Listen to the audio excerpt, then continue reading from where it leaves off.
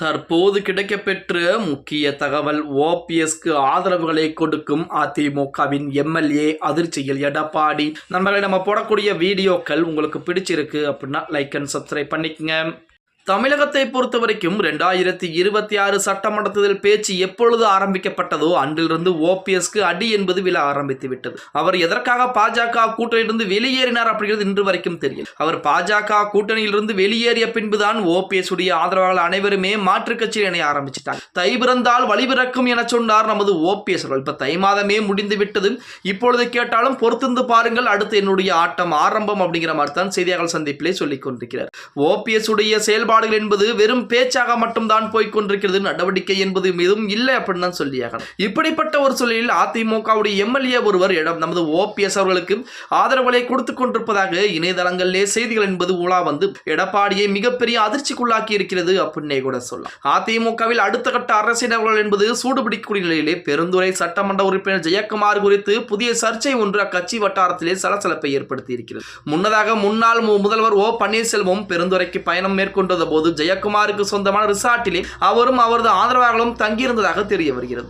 இந்த பழைய நிகழ்வை தற்போது கையில் எடுத்துள்ள ஜெயக்குமாரின் அரசியல் எதிர்வாளர்கள் அவர் இப்போதும் ஓபிஎஸ் தரப்புடன் ரகசிய தொடர்பில் இருப்பதாக எடப்பாடி பழனிசாமி தலைமையிலான தலைமைக்கு புகார்களை அனுப்பியிருக்கிறார்களாம். இந்த விவகாரம் அதிமுக மேலிடத்தில் உன்னிப்பாக கவனிக்கப்பட்டுள்ளதால் வரும் சட்டமன்றத்திலே ஜெயக்குமாருக்கு மீண்டும் போட்டியிட வாய்ப்பு கிடைப்பதில் சிக்கல் என்பது ஏற்பட்டிருப்பதாக சொல்றாங்க.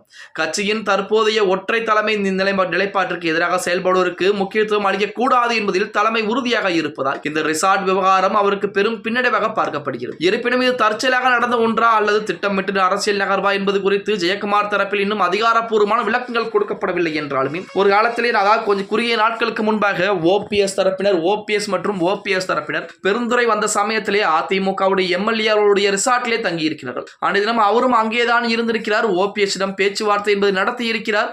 இதன் காரணமாக அவர் ஓபிஎஸ்க்கு ஆதரவாக செயல்பட்டுக் கொண்டிருக்கிறார் அப்படிங்கிற மாதிரி செய்திகள் அதிமுகவுடைய ரத்தத்தின் மூலமாக தற்சமயம் வெளியிடப்பட்டிருக்கிறது. அதிமுகவை பொறுத்த வரைக்கும் அதாவது ஓபிஎஸ் சசிகலாவுக்கு யார் ஆதரவுகளை தெரிவிக்கிறார்களோ அவர்களை யார் அதிமுகவில் இணைய வேண்டும் என விருப்பம் தெரிவிக்கிறார்களோ அவர்கள் அனைவரும் அதிமுகவுடைய அடிப்படை உறுப்பினர் பொறுப்பிலிருந்து நீக்கப்படுவார்கள் அப்படின்னே கூட சொல்லலாம். அதற்கு உதாரணமாக நமது செங்கோட்டையன் இருக்கிறார். செங்கோட்டையன் கூட அப்படித்தான் அதிமுகவிலிருந்து வெளியேற்றப்பட்டார். அனைவரும் ஒன்றிணைய வேண்டும் என சொல்லித்தான் அவரும் குரலை கொடுத்தார். ஆனால் இன்று தமிழக வெற்றி கழகத்திலே அடைக்கலம் புகுந்து விட்டார் அப்படின்னே கூட சொல்லலாம். இப்படிப்பட்ட ஒரு சூழ்நிலையில் ஓபிஎஸ்க்கும் இவர் ஆதரவுகளை கொடுக்கிறாரா இல்லையா, அது உண்மையா பொய்யா அப்படிங்கிறதை பொறுத்துதான் பார்க்க வேண்டும் அப்படின்னே கூட சொல்லலாம். ஓகே கைஸ், வீடியோ பிடிச்சிருந்தா மறக்காம லைக் பண்ணுங்க. அப்படியே நம்ம போடக்கூடிய வீடியோ பத்தின கருத்துக்களையும் அதே போல இந்த வீடியோ ஃப்ரெண்ட்ஸ் அண்ட் ஃபேமிலிக்கும் ஒரு ஷேர் பண்ண மறந்துடாதீங்க.